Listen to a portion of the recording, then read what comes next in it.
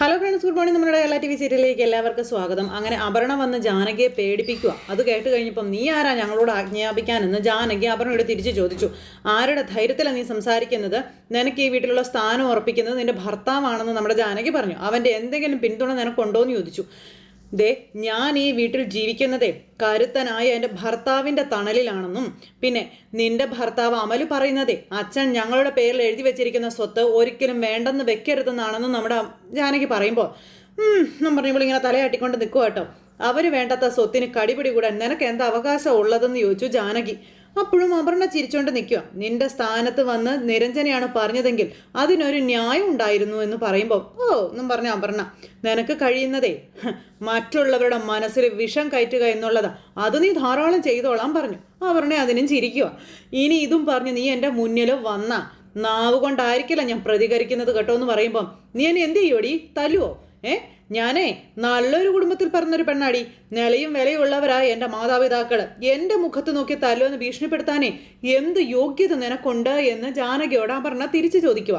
നിന്നെപ്പറ്റി കടവരാന്തയിൽ ഉപേക്ഷിച്ച് പോകണമെന്നുണ്ടെങ്കിലേ ഒന്നെങ്കിൽ നിന്റെ അമ്മ മുഴുഭ്രാന്തിയായിരിക്കണം, അല്ലെങ്കിൽ ആ സ്ത്രീ ഒരു എന്ന് പറഞ്ഞ് തീർന്നില്ല കൂട്ടത്തിലെ അപർണയുടെ ചെവിക്കല് തീർത്തിട്ട് നമ്മുടെ ജാനകി അടിച്ച് പൊളിച്ചവിടെ കാരണം അന്തം വിട്ട് നോക്കി ഉണ്ടക്കണ്ണും മിഴിച്ചിങ്ങനെ നിൽക്കുക നമ്മുടെ അപർണ. ആ സമയത്ത് അമ്മയ്ക്ക് പല പേരുകളില്ലടി, ഒരേ ഒരു പേരേ ഉള്ളൂ, അമ്മ. അത് നീ അറിഞ്ഞോളാൻ പറഞ്ഞു. നിനക്കും ഉണ്ടല്ലോടി ഒരമ്മ ഇല്ലേ? നിന്നെ ഓർത്ത് ആ അമ്മ സന്തോഷിക്കുകയാണോ സങ്കടപ്പെടുകയാണോ എന്ന് നീ ഒന്ന് ചിന്തിച്ച് നോക്കാൻ പറഞ്ഞു. അപർണയ്ക്കൊന്നും ഒരു കൂസലും ഇല്ല കേട്ടോ. എന്നെ ഈ വീടിൻ്റെ പടി കടത്താൻ വെമ്പല് കൊള്ളുന്ന നീ എന്നെ ഈ വീടിൻ്റെ പുറത്ത് പോകേണ്ടവളായിരുന്നടി എന്ന് ജാനകി ചോദിക്കോ. അപർണ അതും മിണ്ടുന്നില്ല. നിന്റെ അമ്മ എന്നോട് കെഞ്ചി പറഞ്ഞതുകൊണ്ടാ ഇപ്പോഴും നീ എൻ്റെ മുന്നിൽ വന്ന് നിന്ന് എൻ്റെ ജന്മത്തെപ്പറ്റി പറയുന്നതെന്നും ജാനകി അപർണയോട് പറഞ്ഞു. കല്യാണ ദിവസം അജയെ തട്ടിക്കൊണ്ടു പോയത് നിന്റെ അച്ഛനാണെന്നുള്ള സത്യം എനിക്കറിയാമായിരുന്നു എന്നുള്ള പച്ച പരമാർത്ഥങ്ങളെല്ലാം നമ്മുടെ ജാനകി അപർണയോട് വെളിച്ചത്ത് തുറന്നു പറയുകയാണ്. തമ്പിയെ പറ്റിയുള്ള രഹസ്യങ്ങൾ. എൻ്റെ കുഞ്ഞിനെ നീ ആദ്യം അപായപ്പെടുത്താൻ ശ്രമിച്ചു. മൂന്നാറിൽ നിന്ന് നീ അവളെ തട്ടിക്കൊണ്ടു പോയി. അപർണ ഞെട്ടല കേട്ടോ. ഞങ്ങൾ അവളെ കണ്ടെത്തിയത് എങ്ങനെയാണെന്ന് നീ ഇനി അറിയണമെന്ന് പറഞ്ഞിട്ട് ഉള്ള കാര്യങ്ങളെല്ലാം പറയാം. അജയെ തട്ടിക്കൊണ്ടു പോയതിന് നിന്റെ അച്ഛനെ കേസിൽ കൊടുക്കാതിരിക്കാനുള്ള നിന്റെ അമ്മയുടെ പ്രത്യുപകാരമാണടി അതെന്ന് പറഞ്ഞു.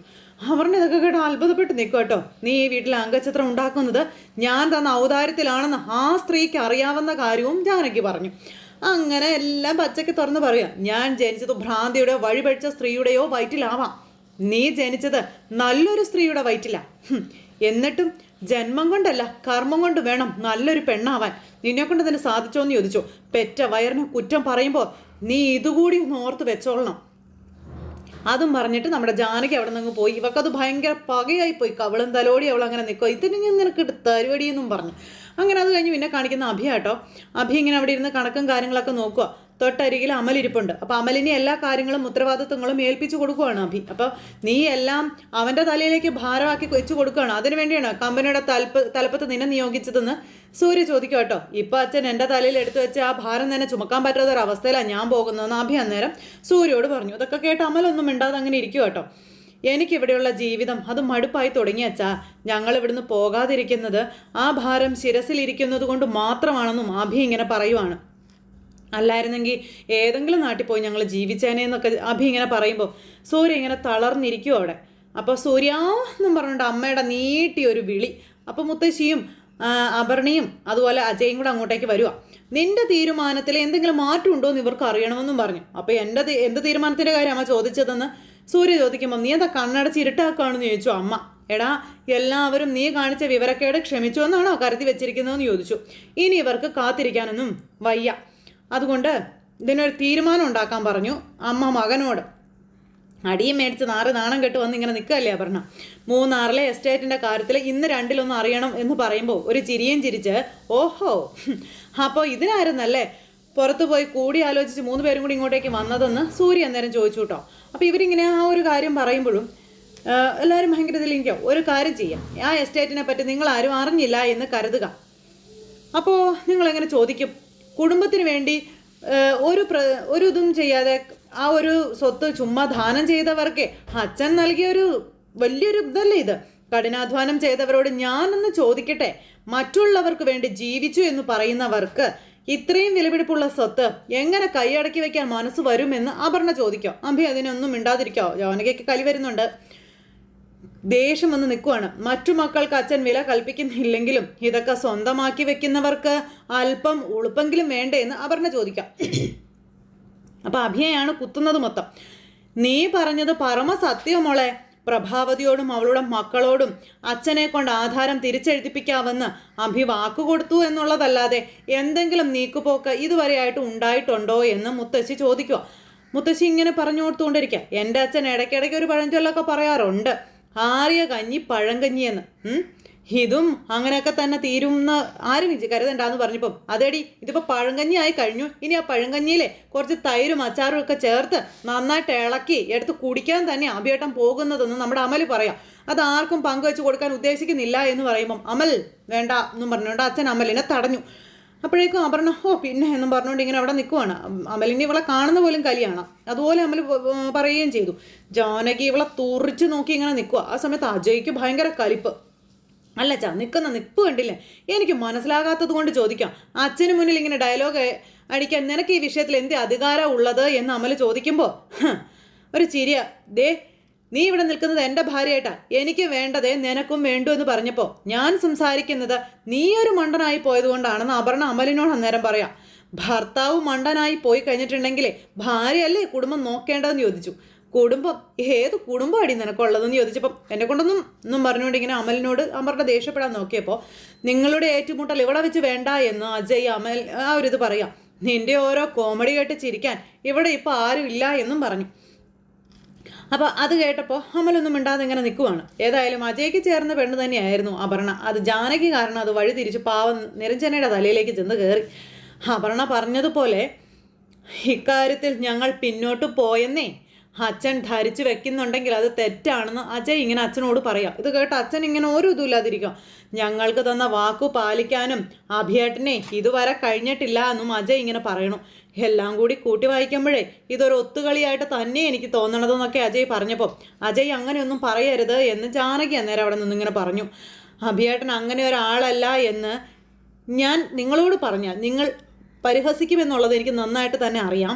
ആ ബിയേട്ടൻ പറഞ്ഞത് അച്ഛൻ ചെവി കൊടുക്കാതിരുന്നതിന് ഞങ്ങൾക്ക് എന്ത് ചെയ്യാനാകുമെന്ന് ജാനകി അന്നേരം ചോദിക്കുക. അപ്പോഴും ഇവർക്ക് പുച്ഛവും പരിഹാസവും ചിരിയും.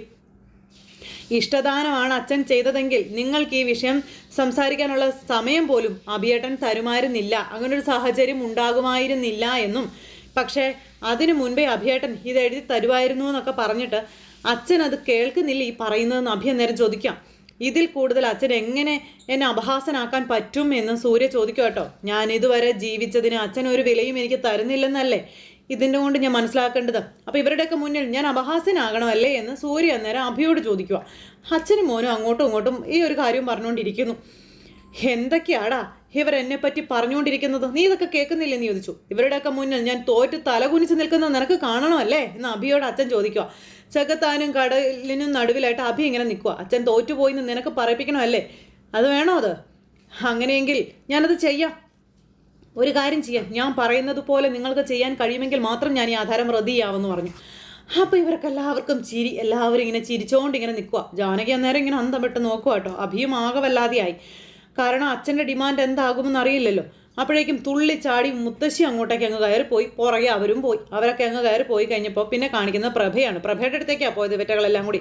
ഇവിടെ നടന്നത് അമ്മ എന്താണെന്നൊക്കെ അറിഞ്ഞു. അമ്മയ്ക്ക് ഇങ്ങനെ മുറിക്കകത്ത് കയറി ഇരുന്നാൽ മതിയല്ലോ എന്ന് പറഞ്ഞു അപർണ. നിനക്കൊന്ന് എഴുന്നേറ്റ് വരാമായിരുന്നു പ്രഭാവതി. നിന്റെ ചോദ്യങ്ങൾക്ക് മുന്നിൽ മാത്രമേ സൂര്യക്ക് ഉത്തരം മുട്ടുകയുള്ളൂ എന്ന് പ്രഭാവതിയോട് അമ്മ പറയുമ്പോൾ ഇനി ഞാനും കൂടി വന്ന് ഈ വീട് യുദ്ധക്കളമാക്കണമെന്നാണോ നിങ്ങൾ രണ്ടുപേരും കൂടെ പറയുന്നതെന്ന് പ്രഭ അന്നേരം ചോദിച്ചു. എൻ്റെ വാക്കുകൾ അമ്മയുടെ മകൻ ചെവിക്കൊള്ളില്ല എന്ന് അമ്മയ്ക്ക് നന്നായിട്ട് അറിയാവുന്നതല്ലേ എന്ന് ചോദിച്ചു. പ്രഭാവതി അന്നേരം പറയുന്നൊക്കെ കേട്ട് അമ്മ തല കുനിച്ച് നിൽക്കുക. അവിടുത്തെ സംസാരങ്ങളൊക്കെ ഞാൻ കേട്ടു. എൻ്റെ സ്വത്ത് എൻ്റെ ഇഷ്ടം പോലെ ചെയ്യുമെന്ന് അമ്മയുടെ മോൻ എന്നോട് പറഞ്ഞാൽ ഞാൻ എന്ത് ചെയ്യും എന്ന് പ്രഭ അമ്മയോട് ചോദിക്കുക. അവിടെ തീർന്നു പോവില്ലേ ആ മനുഷ്യൻ്റെ ഭാര്യ എന്നുള്ള എൻ്റെ പദവി? അങ്ങനെ ഒരു പദവി അല്ലാതെ പിന്നെ നിനക്ക് എന്താ അടിയുള്ളത്?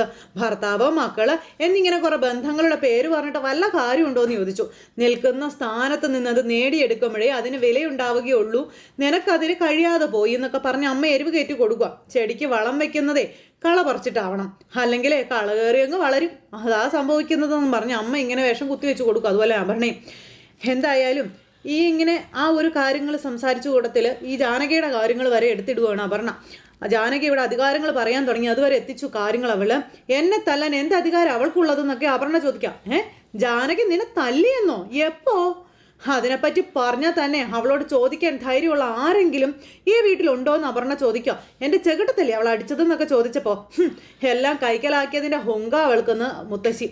മക്കൾ നോക്കൂത്തികൾ പോലെ നോക്കി നിൽക്കുമ്പോഴാണ് ജന്മം തന്നത് ആരാണെന്ന് പോലും അറിയാത്ത അവൾക്ക് കോടികൾ വിലമതിക്കുന്ന സ്വത്ത് എഴുതി കൊടുത്തിരിക്കുന്നതെന്നും ആദ്യ ബന്ധത്തിലെ സന്തതിക്ക് ദാനം ചെയ്തതൊക്കെ സഹിക്കാം.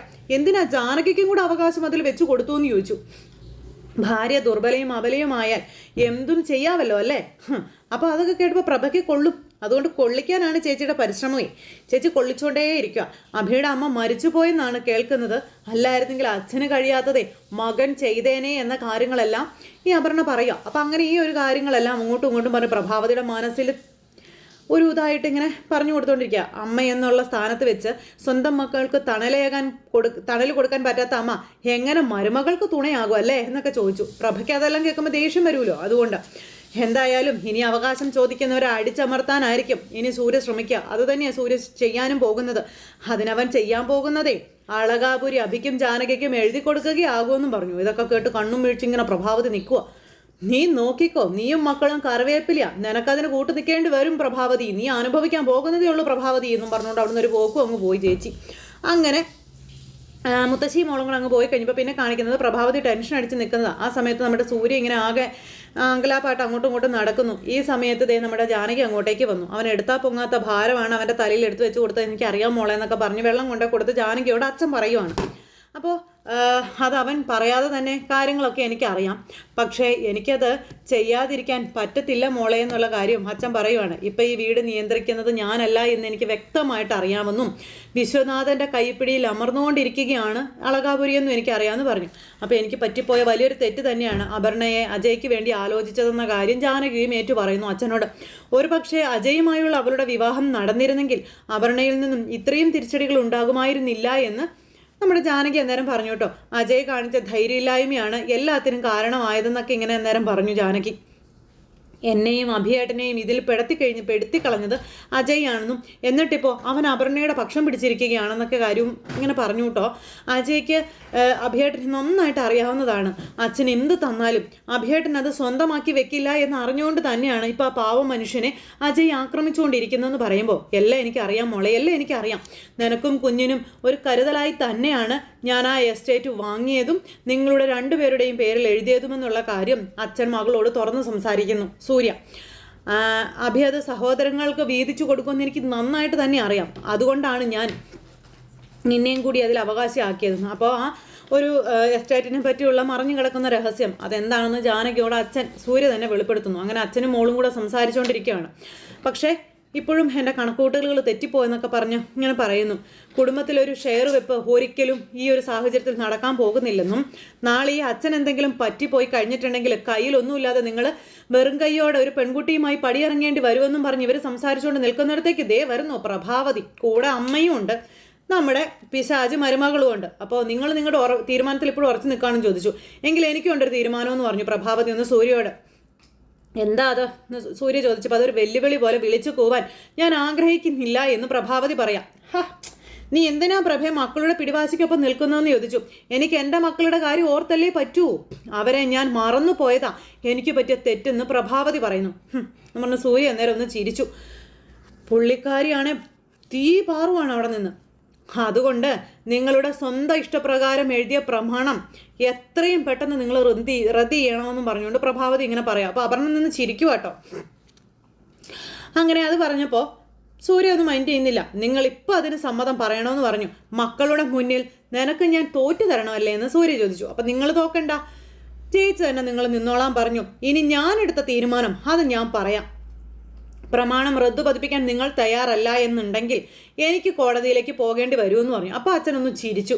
നിങ്ങൾ ഉദ്ദേശിക്കുന്നത് പോലെ സ്വത്തിൻ്റെ കാര്യത്തിലായിരിക്കില്ല ഞാൻ പോകുന്നത്, കുടുംബ കോടതിയിലേക്കായിരിക്കും എന്ന് പറഞ്ഞു. അപ്പോഴേക്കും ഭയങ്കര സന്തോഷമായി അപർണയ്ക്ക്. അയ്യോ എന്നും പറഞ്ഞുകൊണ്ട് അമ്മ മൂക്കത്ത് വിരൽ വെച്ചു. അതുപോലെ തന്നെ അഭിയും ജാനകിയും ഒക്കെ ഞെട്ടി. പ്രഭേ എന്നും പറഞ്ഞുകൊണ്ട് നമ്മുടെ സൂര്യ ഇങ്ങനെ വിളിക്കുമ്പോൾ പ്രഭാവതി തന്നെ ഈ പറയുന്നതെന്നും ഈ നിമിഷം വരെയുള്ള എൻ്റെ നിശബ്ദതയുടെ ഉത്തരവാണിതെന്നും പറഞ്ഞുകൊണ്ട് ഈ പുള്ളിക്കാരി അങ്ങ് കയറി അവസാനതായിട്ടും പറഞ്ഞ് അങ്ങ് കയറിപ്പോയി. അച്ഛനാകെ തകർന്നു പോയിട്ടോ. അപ്പോഴേക്കും അച്ഛൻ പെട്ടെന്ന് കുഴഞ്ഞു വീഴാൻ നോക്കി. അഭിയും അതുപോലെ തന്നെ ജാനകിയാണ് അപ്പോഴും താങ്ങാനുണ്ടായിരുന്നത്. എന്താച്ചാന്ന് ചോദിച്ചപ്പോൾ ഒന്നുമില്ല, എനിക്കൊന്ന് കിടക്കണം മോനെ എന്നും പറഞ്ഞു സൂര്യ ഇങ്ങനെ. അപ്പം അച്ഛന് വയ്യെങ്കിൽ നമുക്ക് ഹോസ്പിറ്റലിൽ പോകാമെന്ന് പറഞ്ഞു. അച്ഛനെ ഉടനെ ഹോസ്പിറ്റലിൽ കൊണ്ടുപോകാം അഭിയേട്ടാന്ന് പറഞ്ഞു ജാനകി. അപ്പം നമുക്ക് ഹോസ്പിറ്റലിൽ പോകാച്ചാന്ന് പറഞ്ഞു അഭി വിളിക്കുമ്പോൾ. ഇല്ല, ഒന്നുമില്ല, എനിക്കൊന്നുമില്ല, എനിക്കൊരു പ്രശ്നവും ഇല്ലയെന്ന് അദ്ദേഹം പറയുക. അല്ല, പ്രഭയിൽ നിന്ന് അത് കേട്ടപ്പോഴേ എനിക്ക് പെട്ടെന്ന് എൻ്റെ ഉള്ളൊന്ന് കത്തിപ്പോയതാണെന്ന് പറഞ്ഞുകൊണ്ട് അദ്ദേഹം ഇങ്ങനെ പറഞ്ഞു. അങ്ങനെ അച്ഛനെ താങ്ങിയെടുത്ത് അവർ കൊണ്ടുപോകുമ്പോൾ അമ്മയും മോളും കൂടെ അവിടെ സന്തോഷമായിട്ട് ഇങ്ങനെ നിൽക്കുവാണ്. അപ്പോൾ ഈ സമയത്ത് അച്ഛൻ ഭയങ്കരമായിട്ട് വേർക്കുന്നുണ്ടല്ലോ, ഹോസ്പിറ്റലിൽ പോകാം അച്ഛാന്ന് പറഞ്ഞു ജാനകി. അതൊന്നും വേണ്ടാന്ന് പറഞ്ഞു.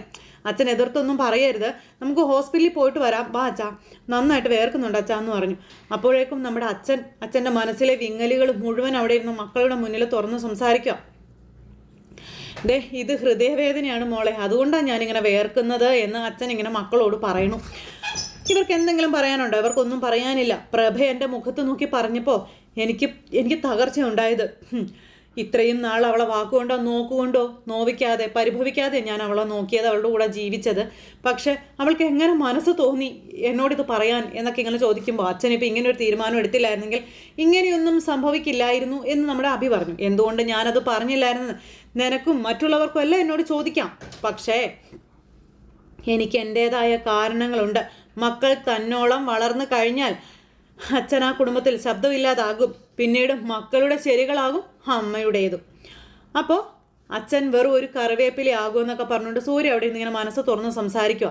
അച്ഛൻ ഈ ചെയ്തതിന് ശരി എന്താണെന്ന് അല്ലെങ്കിൽ അതിലെ ന്യായം എന്താണെന്ന് ഇന്നല്ലെങ്കിൽ നാളെ നിങ്ങൾക്ക് മനസ്സിലാകും എന്നും പറഞ്ഞുകൊണ്ട് അച്ഛൻ ഇങ്ങനെ പറയുക. അങ്ങനെ അതും പറഞ്ഞ് ഇങ്ങനെ അവർ സംസാരിച്ചുകൊണ്ടിരിക്കുന്നൊരു ഇന്നത്തെ കഥ അവസാനിച്ചിട്ടുണ്ട്. അപ്പോൾ എല്ലാവരും കാത്തിരുന്ന് കാണണേ. എല്ലാവർക്കും നല്ലൊരു ദിവസം ആശംസിക്കാം കേട്ടോ.